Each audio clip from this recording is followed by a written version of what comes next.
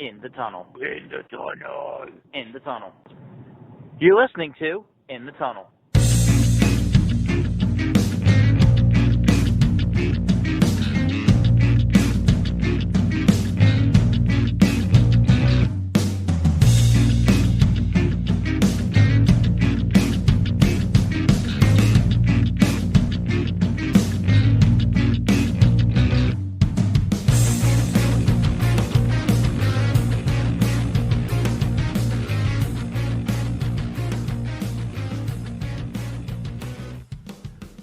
Hello and welcome to In the Tunnel, episode number 122.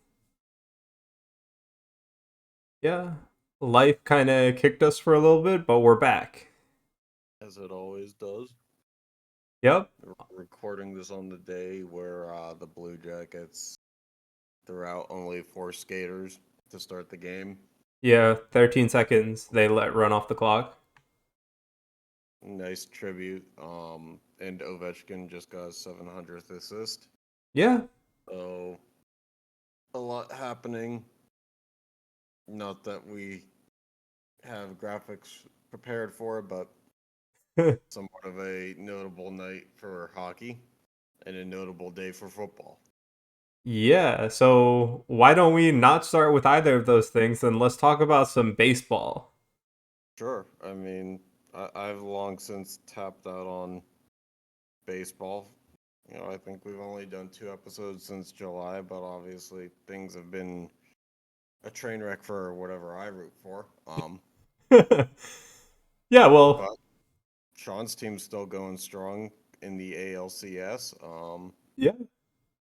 I mean, we are in the playoffs now. One round done. So 2 rounds done. 2 rounds done, sorry. Card and DS, yeah. Yes. I keep forgetting the card as a Be round. nice because your playoffs don't start until the DS. I always just forget the wild card game is like the wild card is technically a round of the playoff. It's now best of 3, so Yes. I know, but every time I think of it, it's always the one game. yeah. It kind of. For me, it has long since been like when the Pirates were good, it was like, boy, they always ran into the hottest pitcher in baseball, and you wished it was a 3-game series.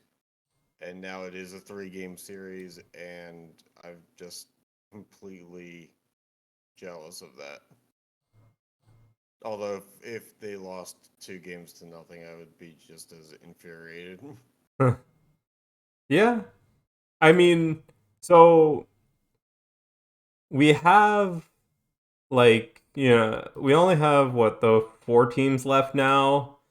We have the Guardians, the Yankees, the Mets, and the Dodgers. Also, kudos to the MLB for deciding that the best thing for the one round before the World Series was to put one of the games on at, I think it was like 3:30 Yeah. start time on a Monday afternoon, but the game's in LA, so it's like 12:30 It's a start time. 12:30 game. Just, I'm, and we do need to talk about it for a second. I know there's no prepared graphic for it, but I don't know what the hell they're doing. They put the wild card games and the DS games head to head with the NFL and college football. Yep. When most of those games are during daylight hours, they said, well, we're going to put our games on during daylight hours. Seemingly understanding that the NFL basically owns every rating imaginable on a Sunday. And college football, there's just so many games on that you get lost in the shuffle. So now we're at a point where it's like, it's Monday. The only game that there is to compete with is Monday Night Football, so you actually have a chance at the ratings. So they do the obvious and put it during a time of day where at 12:30 in the afternoon Western time, literally all 3 major time zones are still at work. Yeah, but I think because the NHL had a 1 o'clock game also, right? So it's like it's a holiday, so Okay, like you know as much as I do that we both have a love for the NHL and hockey. But let's be real, the NHL has never really been great at separating themselves from the pack in terms of ratings and profitability. right. So, like, I don't compare Major League Baseball to the NHL. No, I but compare Major League Baseball to the NBA and I'm just NFL saying, and like, what they should be. they could have considered it a holiday, so they just put it in the afternoon, which is definitely the wrong decision, don't get me wrong, but Yeah, just trying to think like them. it's definitely the wrong decision. Yeah, it's definitely the At wrong this decision. point, you should be advertising your product as prime time and must see, and not just being like, let's just put it on when there's nothing to do. Yeah. So anyway, uh we have the Guardians and the Yankees. So, I mean, you tell me as a Yankees fan how you take a matchup with the Guardians because, like, the Tigers were one win away, but Mhm. the Tigers also were kind of playing with house money. They really, going into the final month of the season, had no shot of making the playoffs, and then miraculously did. Yep. But by far, their best player was Scooble, who really can only account for so many innings. So I was like, I don't think that you would have gotten a bad draw regardless. Um, No. but maybe Cleveland the lesser of the evils because you don't have to deal with the hottest team in the AL at the same time. Um, we're recording this during Game 2. Cleveland just made it 2-3 Yankees up in the fifth. Yep. And to the credit of Cleveland, they have a lot of talent in a lot of different places. 2 years ago, a lot of their core guys were all stars. I think they had like 4 or 5, but they're also small market. They've done a good job of assembling high floor, maybe not highest ceiling talent. Yeah, I'd Um, agree. but I don't know, like uh, I I think everybody and their mother is going to say Subway Series, World Series, because I think there's that normal appeal there Yeah. that New York will drive itself crazy, and it'll be the best thing for ratings to have two I mean, representatives of the biggest metro area in the country. they're Um, already driving themselves crazy just based on the fact that it's a possibility. well, I mean, like fans of each fan base attacking each other more Oh, than they do. no, no, no. I mean, like it's rising due to the possibility. Yeah, I mean, Yeah. I think it's always there, regardless of if it's a possibility. All I know I think that it is would be great for chaos in the biggest media market in the world if, like, it actually came to fruition and that storyline could exist for like another 2 weeks. all I know is I know that if the Yankees make the World Series, I know a bunch of people who want to come up, but I know if the Yankees and Mets are in a Subway Series, I know so many people who just want to come up. Oh yeah, no, I would be in the mix of, like, I would want to see. I don't know about going to a game, but I would love to just like be a fly on the wall or like just be in the city for a day to kind of see how the dynamic shifts in certain neighborhoods. Um, Bro, but just come for like a Saturday and just see. It would be the flip side of this is that, like, with everybody rooting for one side, you basically have an entire population with even less patience for people yep. than they normally have, which is already like maybe 20% of normal capability. Yep. Um, I don't know, but like I said, the Guardians they do a good job with what they can, being a small market team. Yep. Um, the flip side of this in the NL is that the Mets have seemingly captured everyone's hearts. I think a lot of people, it's for the grimace stuff, the dude with the song who's on the team. It's for a number of reasons. For me, it's actually because last year they traded away Verlander and Scherzer, and their owner said, "We're not going after, big pocket spending again. We Also, want guys who are going to understand that our best chance to compete is probably when prospects come up and we're shooting for like 2026, 2027." like there was some point where I just read like season's over, don't look at it about the Mets.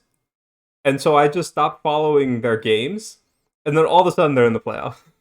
And they're on a tear in the playoff. Yeah, I mean, I think it's fascinating. Uh, they really went out of their way to say, "Hey, we aren't trying to win a World Series this year." Yep. And so they ended up kind of doing Pirates level spending, because like Manea, who's their number two pitcher, is on like a $10 million deal for 2 years, I think. Yep. Um, and some of these other guys, and then they brought up Acuna, uh, Ronald Acuna brother, late in the season, and he's been fine for the postseason as well. But the thing with the Mets is that um, these are guys who have been around the organization for the most part for a long time, like McNeil, Alonso, stuff like that. And they have the reputation of that they're fine on season long aggregate, Mm-hmm. but showing up in the big moments has never been what they were. Right. And showing up at the same time as their teammates when they got hot was never what they were. So what makes this kind of incredible is now they're doing something that they like historically in their respective tenures have never done. Yep. I And they're all kind of hot at the same time. Days where Lindor is down, all of a sudden Vientos and these other guys pick them up. Yeah, you It's always like got everybody has a multiple. career day. Yeah, you always have multiple stepping up for that team. Yes, any given night somebody's having like a heroic moment, Yeah. which, for me, I was starting to ask the question, and as my buddies who's the Mets fan, I was like, be honest with me, it, are they just this good and like they didn't live up to their potential, or are they just like the hottest bats in the tournament, and eventually it'll come down to earth? And I think we settled on it's probably a little bit of both. Yeah. I I mean, mean, I definitely think like the team like okay, they lost their pitchers, but I don't think the team was like down in the dumps. absolutely not. But again, like I said, I don't think that the expectation, at least amongst the fan base, was for anything like this to happen. Hmm. And it's kind of really like it's the perfect year to be a Mets fan because you're in the playoffs, things are looking up. But even if it's like you're just the hottest team and eventually you'll run into a pitcher that shuts it down, and then who knows, maybe it all falls apart from there. Hmm. This was never supposed to be that year anyway. Yeah, So you definitely. can still walk away being somewhat happy about it. Uh-huh. But you know as well as I do with sports fans is once you get a taste of the success, all you want to do is kind of see your team climb the mountaintop. Yeah, you want And that so, success for as long as possible. right, and so like this is a house money year, I feel like, for the Mets, but this is the conflict of interest, is them being a couple years ahead of what Steve Cohen said the schedule was, basically makes it so like, well, now it's make or break next year. I mean, it shouldn't have been. Yeah, I So, agree. because like, don't forget, a guy like Luis Angel Acuna, it was only brought up for the first time late this season. He hasn't really had the time to go through the 162 game growing pains yet. Yep. Like that will come at some point next year, I'd imagine.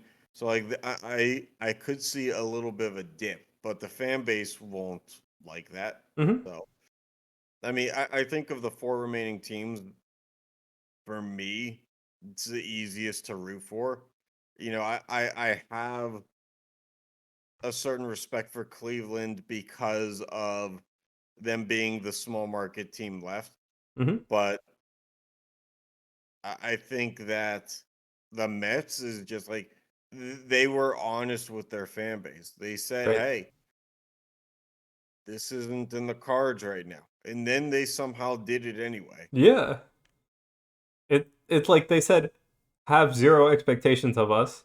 They make it to the end of the regular season with like, oh, we're gonna make it in, right? I mean, the beauty of a feel good story is the year before it turns into perennial success. Hmm. Everybody loved the Golden State Warriors when they dethroned LeBron, you know, the first time they made it to the finals. Right. But once they started doing it every year, it started to get really annoying. Yeah, it's just like the And the Patriots in football for right, their the long Chiefs dynasty most too. recent, like, you know, they won their first Super Bowl in like history after 50 years of waiting, and it was like this is great. And now it's like, all right, leave me alone. So like that's the flip side of the Mets is like they're a big market team who can afford to become that. But baseball and hockey are the most parity based sports. So Yeah. it doesn't always come down to that. Yep. Okay. On to the one topic outside the playoffs we want to talk about. Yeah. So obviously Florida's seen some shit recently. That's Especially Tampa. putting it lightly. Yes. And out of that mess came the unfortunate joke on Twitter that we had the one storm that upgraded a stadium in the sense of Tropicana Field, the dome in Florida, which take that with what you want to do, why they put a dome in Florida. Um, One of the most perceived worst stadiums in baseball lost its roof in the storm. Yep. Now, the Rays are a small market team. They have a notoriously cheap history, and there's evidence in the insurance industry to suggest that even with insurance claims to get the roof fixed on the dome, that it's probably not going to be done anytime near opening day. Nope. So this now leaves a bit of a dilemma. Where do they go? Because obviously, if there was a better place to call home by now, you would have thought that they would have gone. You Uh, know? they have county approval for building a new stadium that's going to open its doors in 2028, which doesn't really leave enough time for an intermediate fix that's going to house a ton of fans. Um, College baseball stadiums really only accommodate a couple thousand. Yeah. But I mean also like Do they're in they a use it for a weird training facility? spot where okay, they're a major league team. Okay, they probably need a little bit more than a college stadium, but for how small market they are, it's not like intensely more. True. I mean, they do normally house one of the lowest attendance Yeah. volumes. I remember even what was it, 2 years ago when they were like one of the top seeds, Yep. and in the wild card, like they had a lot of empty seats. Yep. Again, that could be an MLB scheduling problem, but uh, attendance has always been a problem there. I've always contributed it somewhere between what did you expect? You put people in Florida indoors, and just like there's no picturesque anything to really look at. But hey, look on the bright side. There's a chance that teams won't have to play on concrete. Yeah, I mean that was always the most insane thing is that teams would be like, "Yeah, we have to practice how to handle the ball differently because under the field is concrete." It's like, So in what ridiculous. world is that okay? Um, so I guess the alternatives are that I mean, if nothing else, Florida does have half of the MLB's spring training stadiums. Yeah. Now, as a Pirates fan, I can tell you Bradenton, which is not far from Tampa, lost their entire outfield wall in the hurricane too. Yep. Granted, that's a lot easier to fix, but like a lot of people go down to spring training games because it's cold everywhere else. Yep. These are towns where residents don't often call home. So, what really is the potential home for the Rays going forward? I mean, we'll find out, I guess. But yeah, like, I mean, there's potential teams don't have to play on concrete, and I gotta say, it's like, how is that okay when even like having the plans for the stadium, like regardless of the state it's in right now, like who okayed concrete under the field I mean, if in nothing Florida else, of all places? I mean, anyway, just in terms of like how far landscaping and like being able to install grass has come, the fact that like They're we're also in still Florida. relying on Isn't like concrete. landscaping and grass like 90% of their Well, like business?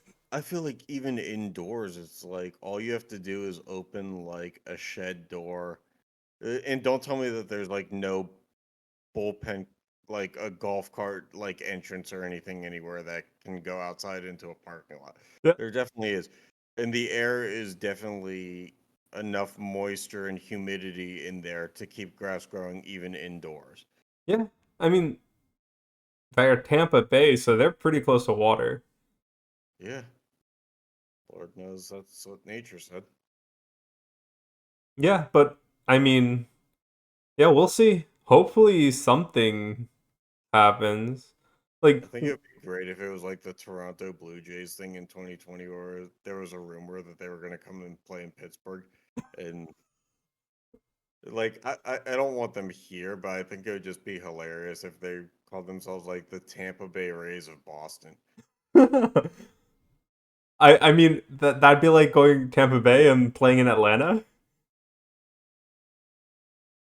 That'd be nice. I mean, honestly, like, it wouldn't be the worst thing if like this was the way that like a market like Charlotte got an MLB team, like, because like you know that like cities will um pay for like a research analysis and like an examined study on if their city can actually support a certain pro team. Pittsburgh did submit one last year to see if they could either support an NBA or WNBA team. Okay. Never was publicized what came out of it, but went one step further to be like, hey, there was a crisis in like a temporary relocation of a team is like this is like the actual learn by doing, you know, Fair. Fair. test of so you put a team in like Charlotte or something for a year and see if people show up. I mean, is that not how Oklahoma City got the Thunder, more or less?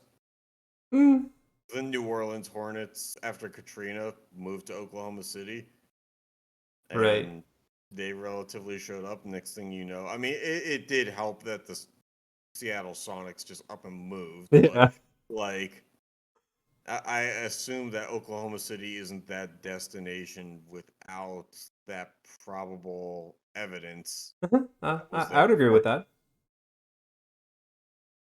So, Anyway, yeah. On to some football news. Two things about the Jets here, right? hiring of One Robert Saleh. is what the heck has just happened, which is now a little bit old, but still. Mm-hmm. And the second, if you want to bring it up. Yeah, it was Davante Adams got traded to Aaron Rodgers' team again. Yep. And I say Aaron Rodgers' team because very clearly is not the New York Jets. Um, my perception on things is that so the head coach Robert Saleh gets fired. Very clearly, if you follow football close enough, you know it's a scapegoat. Like they have talent on the roster. Yes, it's underperforming a little bit, but Yeah, I I mean, mean, it's why is Aaron Rodgers not in Green Bay anymore? but it's also like they weren't 0-5 like No, they're two and Jacksonville or whatever. 2 and 3. They were showing plenty of signs of competence, and that they could have done something with the team. Yeah. It's like But they showed signs, but they just couldn't bring it like over the hill. right, but definitely not enough to actually fire the head coach. Yeah, I think where this actually comes in is the Jets last year traded a haul for Aaron Rodgers, and in doing so, because Aaron Rodgers was at a stalemate with Green Bay and basically wanted control of whatever he could get in the last few years of his career, when you acquired him, you basically said, okay, we have to cater to him. yep. And so instead of admitting that this wasn't the right thing to do, Robert Saleh got the axe because it's the cheapest. It's cheaper than getting rid of the GM, and it's cheaper than getting rid of the player, and there's no rebuild associated with a new coach. Yeah. But also like what's the new coach going to do because they Right. don't have This is like there's nothing of substantial gain that can come from this. Mhm. Like it's like the coach is a puppet to whatever Aaron Rodgers wants, and like case in point, like Alan Lazard is on the Jets. Why? Because Aaron Rodgers played with him in Green Bay. The trade that happened today, that you can't tell anybody that Davante Adams isn't a Jet because of anything other than Aaron Rodgers handpicked him to show up. Yeah.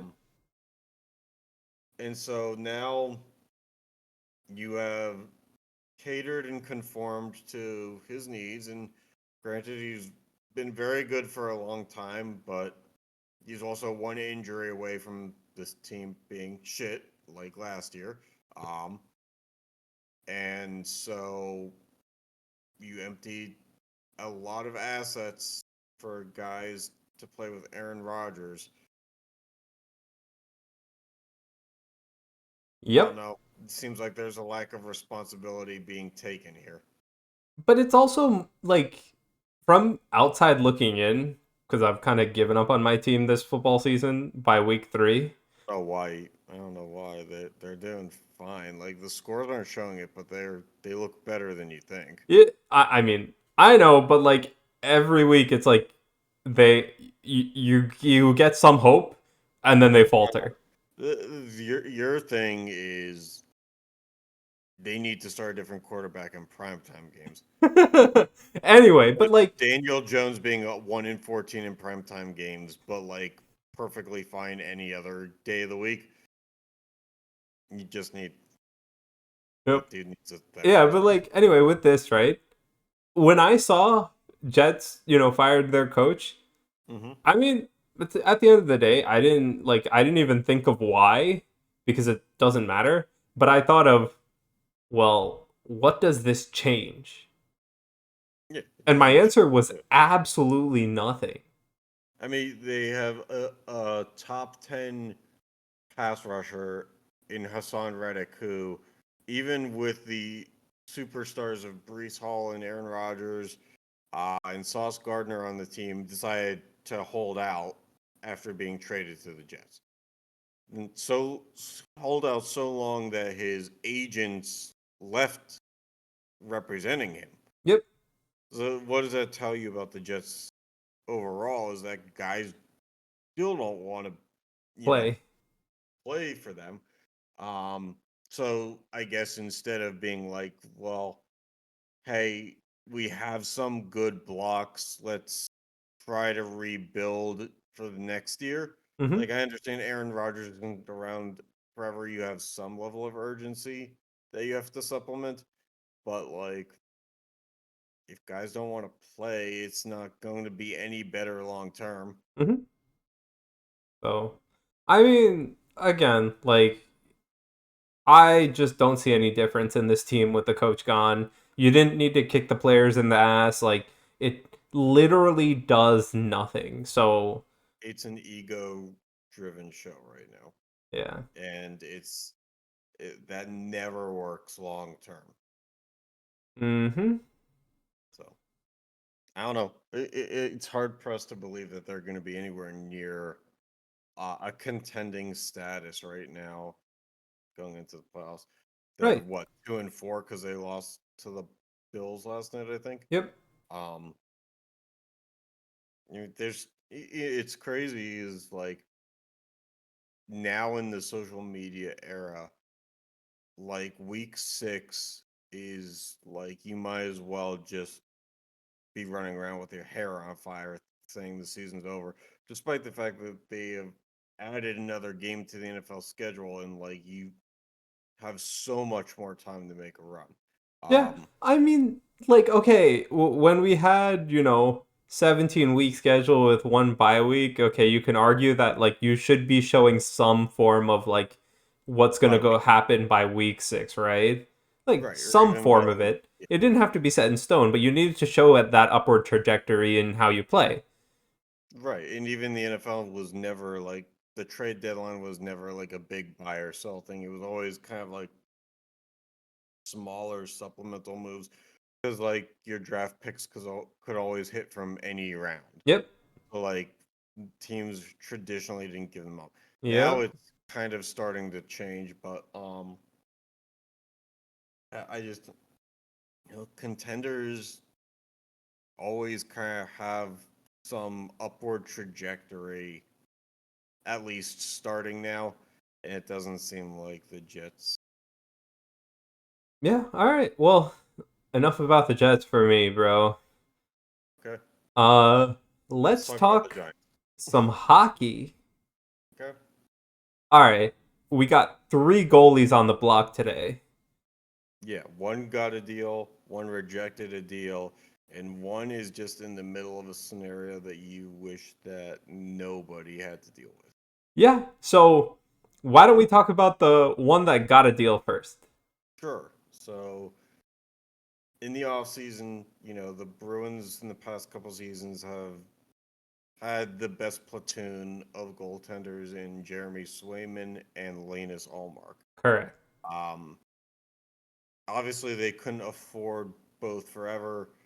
They traded Ullmark and they committed to Swayman.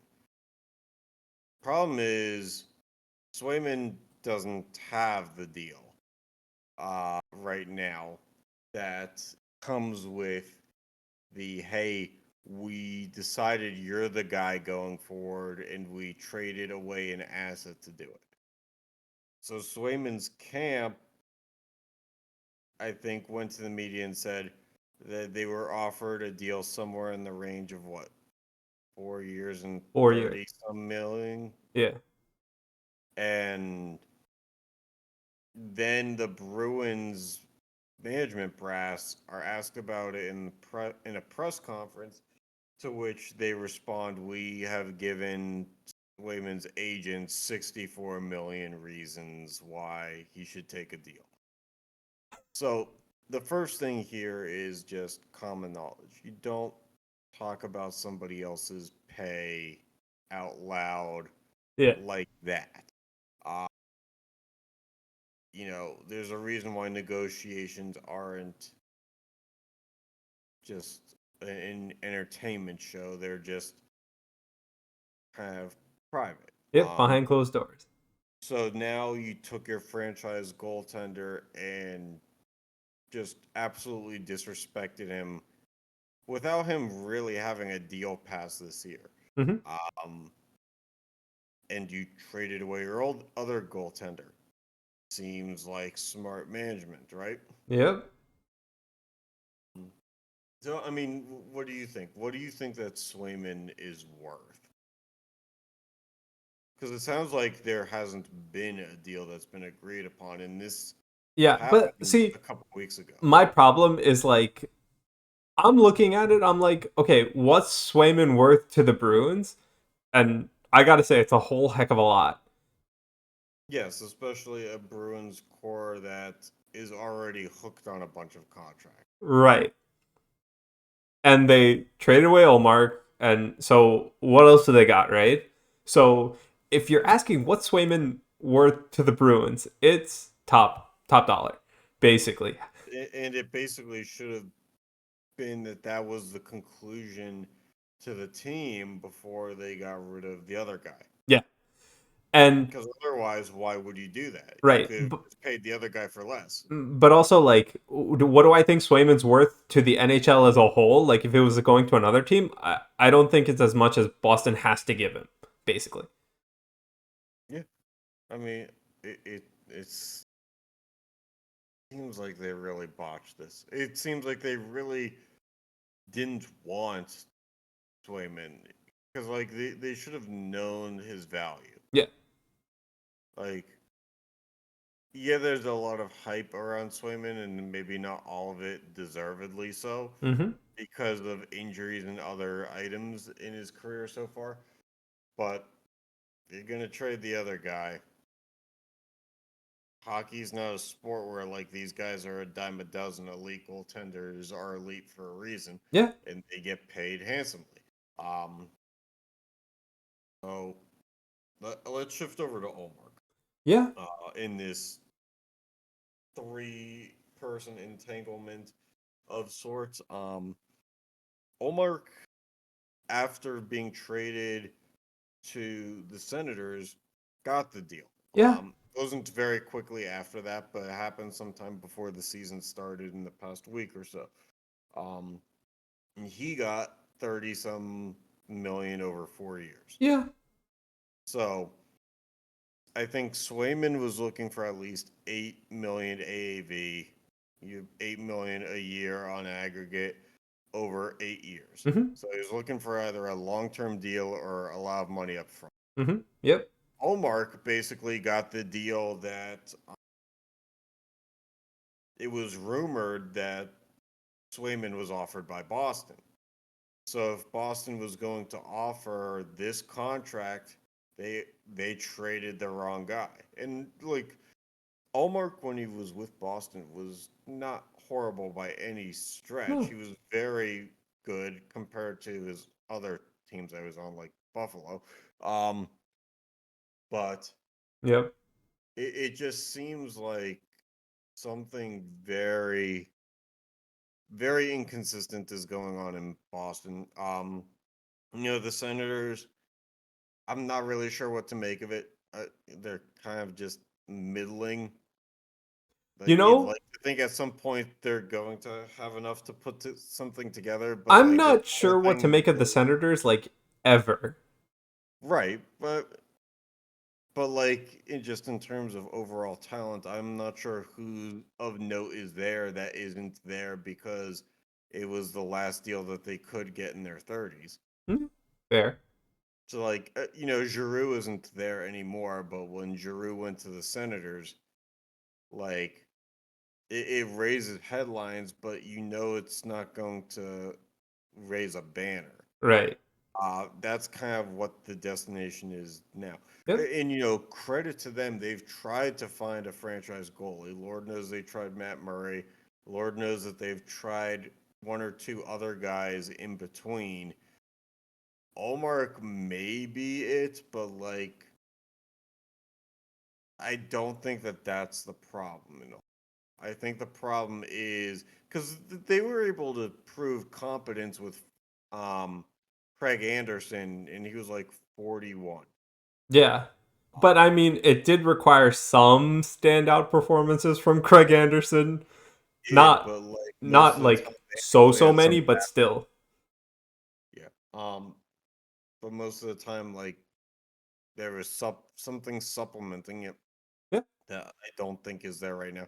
They keep having prospects like they were the ones who drafted DeBrincat, right? Hmm. And then immediately gave up on him. I think Now, so. now credit to them, but DeBrincat for whatever reason has been on a bunch of teams since then. But if they're not going to commit to their high draft picks and prospects, then I'm not sure what they're really doing. Hmm.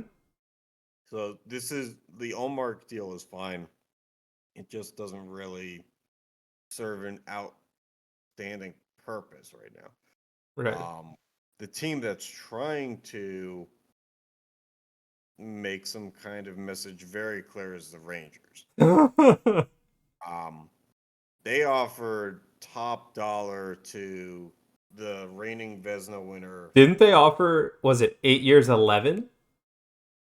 I think somewhere around there, which would have made it the biggest goalie contract in NHL history. Yeah. But the guy who just won the Vezina, Igor Shesterkin, said no. Now, there's a couple of different ways to look at this. He's either going to see what the Rangers give him because, like, it's New York, and if New York is serious about winning a cup, then they'll do what they can, and they understand that once the playoffs are to come around, that elite goaltending means more than ever. The problem with the Rangers is they already have some of these guys on mammoth-sized contracts. Yeah. Um, like Panarin's on a huge deal. They had to cut some of these guys loose in the offseason just to get under the cap again. You know, guys like did Capo Caco come back on a different deal? Wasn't I he free don't even agent and then remember. came back? I think he was free agent and then came back under a different, cheaper deal. Um, don't hold me to that if I'm wrong, But but see, my problem, like, so you just got offered biggest contract in NHL history for a goalie. Okay, it's probably right. I don't doubt he can make 12. oh yeah, for sure. Okay, Y- but at the The same problem time, here isn't resetting the market. history has shown that expensive goaltenders have not been it. Um, I guess the argument that the Rangers are making, and I guess to a certain extent, Shesterkin's camp is, have you seen a goaltender like this? And also, you have to understand that the Rangers are the embodiment of when they had Lundqvist. Lundqvist could take them really far on a consistent basis in the regular season to where they always mattered in the equation come playoffs. But nobody The else would show up. problem is, right. So this now comes down to, for the Rangers, do you believe that there's enough around there to where this is any different? And the thing is like I was saying, um, resetting the market with a deal isn't the issue here because the Rangers are obviously showing a willingness to do it. Yeah. I think what it's going to come down to is an indication from Shesterkin on what's really important. And that's not to say that winning a cup isn't important to him, but you know, you know as well as I do that the teams who have the most cap space and can swing the biggest deals are the teams that don't have any talent. Yep. So if Igor's going to bet on himself and say, "Hey, somebody's going to pay me top ticket money," He's well, not wrong. then be prepared to stand on your head the rest of your career because you're going to be behind a bunch of lines of You're guys you're gonna who be do behind a not. team that's rebuilding constantly just to try and get up and coming talent that they could put around you that just have Yeah. breakout seasons. And like, hey, maybe he gets lucky. He ends up on a team that gets like the number one pick in the lottery, Yeah. um, and a generational talent comes around. Unfortunately, we've seen now in the past 20 years that the word generational talent has been assigned to players that have not lived up to that far more than they have. Because Yeah. we have McDavid, we have Matthews.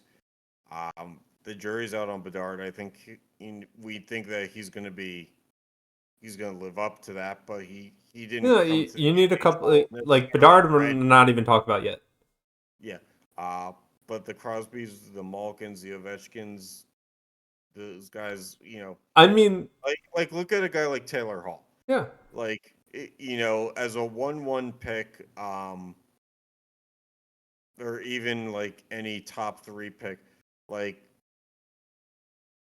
there's an expectation to be great that comes with that territory, Yep. and it's starting to fail a lot more than it's But I succeeding. mean, like, okay, in recent history, the only two people that you could probably assign generational talent to and stick to that moniker is Matthews and McDavid. Oh, they also gave that moniker to Lafreniere. No, but like, I'm saying consistently, like, actually stick this moniker to. Yeah, Right? absolutely. Like, I don't So care. like Like, if you say, "Hey, this guy's a generational talent," I say, "Okay, I'm gonna wait 5 years and still see if that's the truth." I think what the problem is that what Igor is in 5 years, like he's got to be approaching 30, if not already there. He's going to be a shell of himself if he goes purely for the biggest money deal. Mm-hmm. By the time that there's anything resembling competence around him, should he go for the money, he will be the problem. So, I mean, kudos to him if that's what's important to him. It obviously can take care of a family and go a very long way. Um, I think that you're playing with fire a little bit if you're rejecting a deal that already would be the I largest. mean, again, like it's also like the NHL salary cap isn't really the one to grow as fast as others, right? Right. So So if if somebody's you offering take a this money, $12+ million deal at a $90 million cap right now, you're taking 1/9 of the cap. also isn't there a rule that like you can only take up so much percentage of the cap with a deal? Yeah, I think like Like 12 is the 30? max right now. Oh, really? Okay, then I'm way off. Because But what McDavid had no, McDavid had 12, right? Or is like 11 and a half, I forget. are you talking about money or percentage? AAV. Okay, I'm talking about percentage. Yeah, but I mean, you can look at how much McDavid, I think, McDavid is got at paid in 12. AAV, and the cap around that time was like 87. I think McDavid's at 12. I know Gaudreau, RIP, was at 13. Yeah, so technically he can make that same amount of money. Yeah, it's just, I mean, again, I don't mean to keep going back to like the most insensitive thing, but like, who was Johnny Gaudreau playing with in Columbus? Okay, I won't say that he had nobody, but he had a like A lot of problems. you basically could count your pieces on one hand. And that's exactly what's, I guess the merit to if Shesterkin is the guy is that obviously elite goaltending can win you a lot of games. Yeah, I It's mean, one he is the position that guy can on the ice 60 swing your minutes luck. for 60 of those games and Yes, it's every one game in the position playoffs. that can really swing the trajectory of a franchise. But if you're not scoring, then like eventually you will give up more than your team Yeah, is putting in. you need some players in front of you. Yes, and if you only have like 2 good lines, and still half the time you're out to dry. Yep. So like, I think it's all going to come down to what his priorities are. But I don't know, man. If it were me, you're in the biggest media market. You have all the fame. You have all the accolades. You've obviously shown you can handle the pressure of New York. Um, and you know that they're gonna constantly put high end talent around you. I I I would have taken this deal instead of trying to play with I fire. mean, people are praising him and his agent.